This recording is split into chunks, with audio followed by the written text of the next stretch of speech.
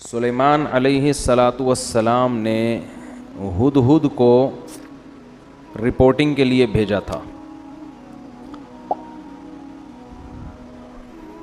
اس سے یہ بھی پتہ چلتا ہے کہ دنیا کی کوئی بھی حکومت ہو، فوج ہو، اس کو خفیہ ایجنسیوں کی بہرحال ضرورت پڑتی ہے جو رپورٹیں لا کے پیش کریں.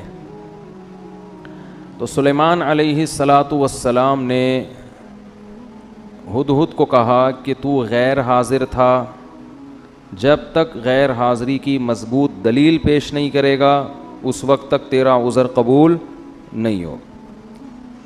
اور اس کو پرچہ پکڑا دیا کہ ملکہ سبا جس کے بارے میں تیرا یہ دعویٰ ہے کہ اس کی ایک بہت بڑی حکومت ہے اور بہت شاندار جاندار حکومت، اور وہ اللہ کو چھوڑ کر سورج کو سجدہ کرتے ہیں، تو میرا یہ خط ہے، یہ ملکہ سبا کو لے جا کے پکڑا دے اور دیکھتے ہیں وہاں سے جواب کیا آتا ہے.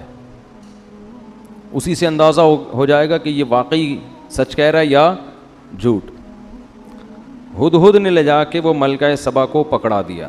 پہلے زمانے میں پرندوں کے ذریعے خط و کتابت ہوتی تھی، اس کے لیے پرندے استعمال ہوتے تھے. پرندوں کو سدھایا جا سکتا ہے، بعض پرندوں کو، ہر ایک پرندے کو نہیں. اچھا، یہ جو ہدہد جس کو آج ہم ہدہد کہتے ہیں، یہ وہ والا ہدہد نہیں ہے، کچھ نام چینج ہو گئے ہیں.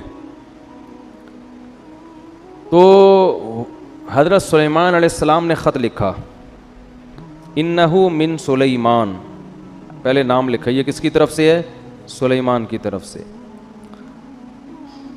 وَإِنَّهُ بِسْمِ اللَّهِ الرَّحْمَنِ الرَّحِيمِ، اور اس کا مضمون یہ ہے، اللہ کے نام سے شروع کرتا ہوں جو بڑا مہربان اور نہایت رحم کرنے والا ہے. بڑی جان ہے اس کلمے میں. آج لوگ تحریر سے پہلے بسم اللہ نہیں لکھتے، یا تو 786 لکھ دیتے ہیں، یا لکھتے ہی نہیں کہ کہیں پیپر گر گیا تو بے ادبی نہ ہو جائے. یہ وہمی ہونے کی علامت ہوتی ہے. اتنا زیادہ ادب تمیز کہ آپ کوئی کام ہی چھوڑ دیں، پھر تو کہیں بھی نہیں لکھنا چاہیے، پھر تو قرآن میں بھی نہیں لکھنا چاہیے. کئی بعض دفعہ قرآن انسان کے ہاتھ سے غلطی سے گر جاتا ہے، اللہ تعالیٰ حفاظت میں رکھے. تو اتنا زیادہ نہیں مسلط کرنا چاہیے اپنے آپ کو، اپنے اوپر ان چیزوں کو. ادب ایک حد تک ہو تو ٹھیک ہے، اس سے آگے بڑھے گا تو ٹینشن کے علاوہ کچھ بھی حاصل نہیں ہوگا.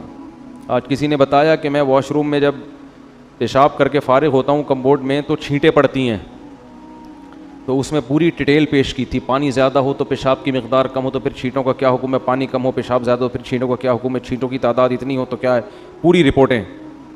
میں نے بولا بھائی تو استنجا کر کے پتلی گلی سے نکل جائے گا، تھوڑا احتیاط کرو کہ چھینٹیں نہ پڑیں، باقی اتنا رپورٹ پیش کرنے کی ضرورت نہیں ہے. پتلی گلیاں کیوں بنائی جاتی ہیں بھائی؟ اس لیے تو بنائی جاتی ہیں، اگلے نے بھی انتظار کر رہا ہے، وہ باہر کھڑا ہوا، اس کی چھینٹوں کا، اس کا تو سب کچھ حساب کتاب جو ہے نا وہ اس کی پینٹ میں ہو جائے گا تمہاری چھینٹوں کے چکر میں. تو مسلط کر لیتے ہیں اپنے اوپر.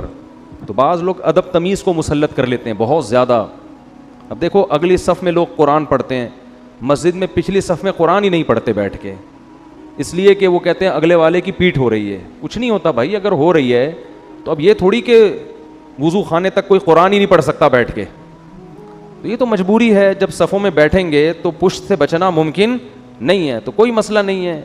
اگلی صف میں بھی لوگ قرآن لے کے بیٹھ جائیں، پچھلی صف میں بھی بیٹھ جائیں لوگ لے کے، اس بہانے تلاوت تو کریں گے نا. ہاں، جان کر بے ادبی کرنا یا وہ طریقہ اختیار کرنا جس میں واضح توہین ہو، یہ جائز نہیں ہے.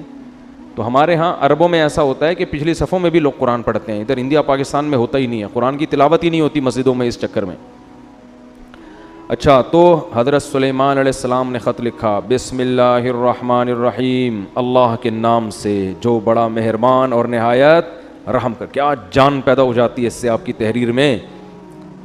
اور آگے مضمون دیکھو، اللہ تعالو علیہ. بات یہ ہے سرکشی مت کرو، وَأَتُونِي مسلمین، فرما بردار بن کے چلی آؤ، بس دیٹس آل. آگے اپنے سائن یا اسٹیمپ جو بھی ہوگی، اتنی سی بات ٹھیک ہے نا. میں نے اس دن بیان کیا تھا نا کہ زیادہ بولنا کس کی علامت ہے؟ فالٹ کی.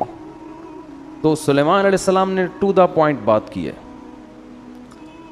اب سوال پیدا ہوتا ہے بھائی یہ کیا دھمکی ہو گئی یار، بیٹھے بیٹھے کسی کو بھی دھمکی لگا دو. ان کی پوری گورنمنٹ ہے، پوری ریاست ہے، پورا ایک کنٹری چلا رہے ہیں، اور آپ ان سے کہہ رہے ہو کہ انسان کے بچے بن کے چلے آؤ، چھوڑ دو گورنمنٹ، اپنی حکومت چھوڑ دو. اصل میں سلیمان علیہ السلام نے بسم اللہ الرحمن الرحیم کے لفظ میں میسج دے دیا تھا کہ زمین پہ حکومت کا جو اصل حق ہے وہ اللہ کو ہے، اور نظام کس کا چلے گا؟ اللہ کا. اس کے علاوہ کسی کو زمین پر حکومت کا حق حاصل نہیں ہے. ہاں طاقت کے بل بوتے پر کوئی غلبہ حاصل کر لے تو سامنے والے میں اگر طاقت نہیں ہے تو صبر کرے، لیکن سلیمان علیہ السلام میں پاور تھی تو ان کے ہاں سے طاقت کے زور سے اسلام پھیلائے. تو کفر کس زور سے پھیلائے؟ کیا وہ جلیبیاں کھلا کے پھیلائے، لڈو کھلا کے پھیلائے؟ دنیا میں جتنی حکومتیں بنی ہیں طاقت کے زور سے ہی بنی ہیں. ہندوستان میں مہاراجے آئے، انہوں نے لڑ کے علاقوں پہ قبضے کیے. امریکہ دریافت ہوا تو لڑائیاں ہوئی ہیں، کالوں کو مارا ہے. آسٹریلیا میں تو کالوں کو، لاکھوں کالوں کو ایسے مارا ہے بندوقوں سے جیسے ہم ہرن کا شکار کرتے ہیں، اس طرح سے مارا ہے. دنیا میں کہیں بھی کوئی گورنمنٹ پاور کے بغیر نہیں بنی ہے. اس کے بعد پھر وہ جمہوری نظام آیا گورنمنٹ بننے کے بعد کہ اب ملک کے حاکم کی سلیکشن کیسے ہوگی. تو اسلام نے کیا حکم دیا؟ اور اسلام تو طاقت کے زور سے پھیلا ہی نہیں ہے. ایک شخص آپ دنیا میں ایسا نہیں دکھا سکتے جس کو تلوار رکھ کے مسلمان کیا گیا ہو. ایک شخص نہیں دکھا سکتے آپ ایسا. تو سلیمان علیہ السلام نے کے پاس چونکہ پاور تھی نا، جب آپ کے پاس پاور ہوتی ہے تو آپ زیادہ لمبی چوڑی باتیں نہیں کرتے. طاقت جب ہوتی ہے نا، دیکھو ایک باڈی بلڈر نے اپنا واقعہ سنا ہے، بہت ڈولے شولے بنے ہوئے، بڑے لمبے چوڑے. تو ان کا کسی سے پھڈا ہو گیا نا، جس سے پھڈا ہوا اس نے اس باڈی بلڈر کو دیکھا نہیں تھا، بس ویسے ہی لڑنے چلا گیا گھر. ابے تو نے میرے بھائی کو چھڑا، ابے تیری ایسی کی تیسی. جا کے دروازہ نوک کیا. اب یہ بلڈر مجھے خود اپنا واقعہ سنا رہا ہے. بلڈر کا دروازہ نوک کیا اس نے، تھا باریک سا دبلا پتلا جو نوک کرنے والا ہے. تو بلڈر جب کہتا ہے جب میں گھر سے باہر نکلا نا تو مجھے دیکھ کے نا وہ ایسے غصے میں غضبناک آگ بگولا ہو رہا ہے. مجھے ڈر یہ لگ رہا تھا کہ جتنا اس کو غصہ آ رہا ہے اس کی صحت اتنا غصہ افورڈ نہیں کر سکتی. یہ تو میرے الفاظ ہیں، یہ انہوں نے تو کچھ اور کہا تھا، یعنی اس کی تعبیر میں کر رہا ہوں اپنے الفاظ میں کہ اس کی جو صحت ہے یہ اتنا غصہ افورڈ نہیں کر سکتی. تو کہہ رہے وہ ایسے یوں اچھل رہا تھا تو مجھے ہنسی آ گئی. مجھے لگا کہ یہ تو یہیں کہیں پگھل نہ جائے بھائی غصے سے. تو کہہ رہے مجھے ہنسی آ گئی. میں نے کہا یار جا. وہ چلا گیا بڑے آرام سے. وہ کیا ہوا؟ تو پاور ہے نا، تو زیادہ لمبی چوڑی باتوں کی بولو ضرورت نہیں ہے. ٹو دا پوائنٹ بات صحیح، مسئلہ حل ہو جاتا ہے. اسی طرح یاد رکھو جب کسی باطل سے بحث ہوتی ہے تو باطل سے بحث میں بھی لمبی چوڑی باتوں کی ضرورت نہیں ہوتی. اور باطل کی عادت ہوتی ہے باتوں کو طول دیتا ہے. میری کچھ دن پہلے بحث ہوئی تھی نا تقلید کے موضوع پر. میں نے پوچھا تقلید کسے کہتے ہیں؟ انہوں نے کہا بغیر دلیل کسی کو ماننا اور یہ حرام ہے. تو میں ایک بات پہ اڑ گیا تھا کہ صحابہ نے بھی تو، بہت سے تابعین نے تو صحابہ کی بات کو بلا دلیل فالو کیا ہے، تو یہ کیا ہے؟ تو وہ پوری بحث میں اس کا جواب نہیں آیا. تو کھینچتے رہو بحث کو، کھینچتے رہو. منکرین حدیث سے دو چار کی طرح ہم باتیں پوچھتے ہیں کہ اگر حدیث حجت نہیں ہے تو یہ جو قرآن نے کہا ہے کہ نبی ڈیفائن کریں گے کہ قرآن میں کیا لکھا ہے، تو وہ نبی کا ڈیفائن کیا ہوا کہاں گیا؟ ہمیں تو یہ حدیثوں میں ہی ملتا ہے. اگر یہ غلط ہے تو پھر صحیح کہاں ہے؟ قیامت تک منکرین حدیث بغلیں جھانکتا رہے گا، اس کا جواب نہیں دے گا، بات کو گھمائے گا وہ. تو باطل ہمیشہ بات کو کیا کرتا ہے؟ دائیں بائیں گھماتا ہے. قادیانی سے آپ پوچھ لیں کہ فرض کر لو نبی صلی اللہ علیہ وسلم آخری نبی نہیں ہے، نقل کفر نباشت، فرض کر لو، تو اس سے یہ کہاں ثابت ہوتا ہے کہ مرزا نبی ہے؟ حضرت عیسیٰ آخری نبی نہیں تھے، تو کیا ان کے بعد جو بھی نبوت کا دعویٰ کرے وہ نبی ہوگا؟ ایسا تھوڑی ہے. آپ کے ذمے یہ نہیں ہے کہ ختم نبوت کا مسئلہ، آپ کے ذمے مرزا کو نبی ثابت کرنا ہے. تو آؤ اس پہ بات کرتے ہیں کہ مرزا شریف آدمی بھی تھا یا نہیں تھا. آپ شرافت ثابت کر دو، نبی ہم خود ہی مان لیں گے. قادیانی الٹا لٹک جائے گا مگر اس بحث پہ آمادہ نہیں ہوگا، کیونکہ اس کی کتابوں سے پتہ چلتا ہے کہ وہ شریف انسان نہیں تھا. اسی کی کتابوں سے.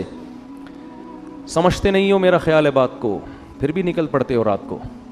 تو بحثوں کو الجھانے کی کوشش کی جاتی ہے.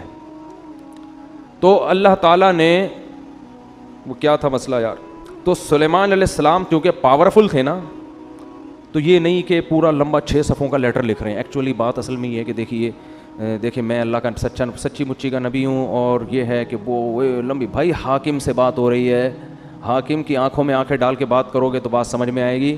حاکم جیسے ہو تو بات کرو, ورنہ بات کرنے کی ضرورت نہیں ہے.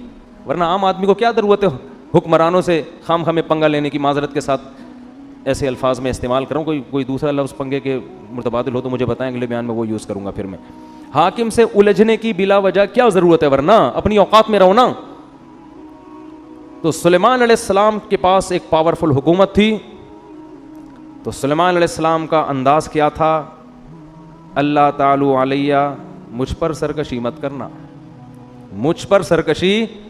کیونکہ بادشاہ کو جب کوئی خط جاتا ہے نا اس قسم کا, تو پہلے تو وہ طیش میں آتا ہے, بھائی اس نے مجھے خط کیسے لکھا ہے, اس نے مجھے, تو انہوں نے پہلے بتا دیا کہ یہ دھمکی والے لہجے میں بات کرنا مجھے بالکل پسند نہیں ہے. ٹھیک ہے نا. جب مسلمانوں کی خلافتیں تھیں نا, تو مسلمانوں کا اسٹائل بھی یہی ہوا کرتا تھا, یہی اسٹائل ہوا کرتا تھا. تو اس لیے قرآن کہہ رہا ہے اپنے آپ کو مضبوط کرو, مضبوط طاقتور بناؤ, اسٹائل چینج کرو. لیکن طاقتور بنائے بغیر اگر اسٹائل چینج کر دیا نا تو لینے کے دینے پڑ جائیں گے. وہی حال ہو جائے گا جو باڈی بلڈر کے گیٹ پر آیا تھا اور کانپتا ہوا واپس چلا گیا. اللہ تعالی علیہ, سرکشی مت کرو, واتونی مسلمین, اور فرمانبردار بن کے چلی آؤ. اس میں انہوں نے اسلام کی دعوت دے دی, کیونکہ اللہ کا لفظ استعمال کیا, الرحمن الرحیم, بڑا مہربان اور نہایت رحم کرنے والا. اس میں بتا دیا ملکہ سبا بڑی ذہین. میں کہہ رہا تھا نا اللہ نے عورتوں کو مردوں سے کم عقل دی ہے, مگر کچھ عورتیں مردوں سے زیادہ ذہین. ایک طرف ہم ملکہ سبا کو لیتے ہیں, ایک طرف فرعون کو لیتے ہیں.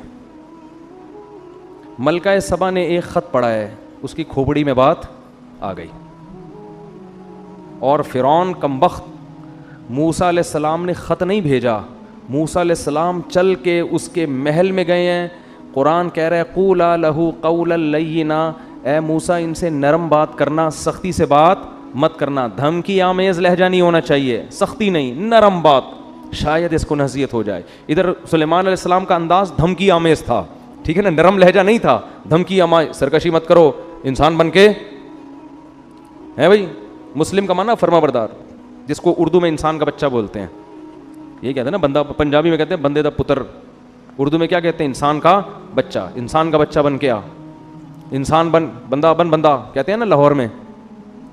تو موسیٰ علیہ السلام کا جو انداز بھی نرم, اور اکیلے نہیں گئے بلکہ ہارون علیہ السلام بھی آپ کے ساتھ. دو بندوں کا اثر زیادہ ہوتا ہے. ادھر سلیمان علیہ السلام خود تو گئے نہیں, خط بھی کسی سفیر کے ذریعے نہیں, پرندہ جھولی میں ڈال کے آ گیا, ٹھیک ہے نا, بس بات پہنچائیے, وہ بھی دھمکی آمیز لہجے میں. کتنا فرق ہے دونوں کی مینٹل اپروچ میں. فرعون کو پھر معجزے دکھائے, جادوگروں سے مقابلہ کروایا. موسیٰ کلیم اللہ کو بچپن سے جانتا تھا کہ یہ جھوٹے نہیں ہیں, یہ شریف انسان ہیں. کتنا کچھ کرنے کے بعد بھی ہزاروں معجزے دکھا دیے کمبخت, پھر بھی سمندر میں راستہ بنتے ہوئے دیکھ لیا کہ بنی اسرائیل اس راستے سے گزر رہے ہیں, یہ معجزہ ہے, یہ تو اللہ ان کی مدد کر رہا ہے. اور پھر بھی اس کی آنکھوں پہ پٹی کہ خود بھی اسی راستے میں گھس رہا ہے. اسے یہ نہیں پتا کہ بھائی یہ تیرے سامنے ان کے لیے بنا ہے, تیرے لیے تھوڑی بنائی ہے. کیا اللہ نے ذہانت دی ملکہ سبا کو. تو ملکہ سبا کی ذہانت دیکھیں, نہ تو فوراً تسلیم ہو گئی, کیونکہ بعض دفعہ خط بھیجنے والا نقل کفر, کفر نباشت, دو نمبر بھی تو ہو سکتا ہے نا. بھائی بسوں میں لوگ چڑھتے ہیں نا, پہلے تبلیغ کی بات کرتے ہیں, نماز پڑھیں, زکوٰۃ دیں, پھر اپنا چورن کا ڈبی نکال کے بیچنا شروع کر دیتے ہیں. تو پہلے آدمی سمجھتا ہے ان سے زیادہ نیک دنیا میں کوئی نہیں ہے, پھر پتہ چلتا ہے اصل میں تو یہ چورن بیچنے کا ایک طریقہ تھا. تو دو نمبر لوگ بھی تو ہوتے ہیں نا. تو ملکہ سبا کو یہ خطرہ تھا کہ کہیں ایسا نہ ہو کہ یہ جو بادشاہ جس نے مجھے اللہ کا نام لے کے مجھے دعوت دی ہے, ایسا نہ ہو کہ لیبل اللہ کا لگ رہا ہو, الرحمن الرحیم کا لگ رہا ہو, لیبل دین اور اسلام کا لگ رہا ہے, اور مقصد حکومت کرنا ہو, مقصد لالچ ہو. یہ اور زیادہ ذہین ہونے کی علامت. اگر فوراً رسپانس کرتی اچھا میں آ رہی ہوں, خود اس سے کہتی تم چلو میں پیچھے پیچھے آ رہی ہوں, بس تسلیم, یہ بھی بیوقوف ہونے کی علامت. بھائی پہلے تحقیق تو کرو یہ بندہ ٹھیک بھی ہے کہ نہیں ہے. اب ملکہ سبا میں ایک اور ذہانت. ملکہ سبا کی جگہ ہماری کوئی ملکہ ہوتی تو کیا کہتی, استخارہ نکالیں گے ہم بیٹھ کے. کیا کریں گے ہم, استخارہ نکالیں گے. آج بھی ایک صاحب آئے مجھ سے استخارہ نکلوانے کے لیے, تو استخارہ نکالیں گے, یوں آ گیا تو جائیں گے, یوں نہیں آیا تو نہیں جائیں گے. ملکہ سبا جانتی تھی بھائی کھوپڑی میں جو اللہ لوگوں کے دماغوں میں ڈالتا ہے وہ استخاروں میں نہیں نکلتا. استخارہ تو ایک دعا ہے. تو ملکہ سبا نے سارے اپنے مسٹنڈوں کو جمع, مسٹنڈے تو نہیں کہنا چاہیے, جو بھی درباری تھے نا وہ تھے تو مسٹنڈے ہی, سارے بڑے بڑے جو فوج کے آفیسرز تھے اس کے, لیفٹیننٹ کرنل, جرنل, سارے جو بھی اس زمانے میں بہت مضبوط پاورفل گورنمنٹ تھی. قرآن کہتا ہے وہ اوتیت من کل شیء, ہر چیز اللہ نے اس کو دی تھی, چھوٹی موٹی حکومت نہیں تھی, بہت پاورفل تھی. تو اس نے اپنے سارے جرنیلوں کو جمع کیا, آرمی کا اجلاس طلب کیا, آ جاؤ بھائی, اور کہنے لگی یا ایھا الملا, اے میرے, ملا کہتے ہیں جو اپر لیول کے لوگ ہوتے ہیں نا, جو گورنمنٹ میں بہت اونچی اونچی پوسٹوں پر ہوتے ہیں, ان سے ان کو بٹھا کے کہنے لگی انی القی الی کتاب کریم, میرے پاس ایک لیٹر آیا ہے خاندانی. مضمون سے اندازہ لگا لیا کہ بھیجنے والا بھی کیا ہے, چھوٹا موٹا آدمی. اگر چھوٹا موٹا ہوتا نا تو 6 صفحوں کا خط لکھا ہوتا اس نے, ایکچولی زیادہ ہوتا اس میں, اوں زیادہ ہوتا, ٹھیک ہے نا.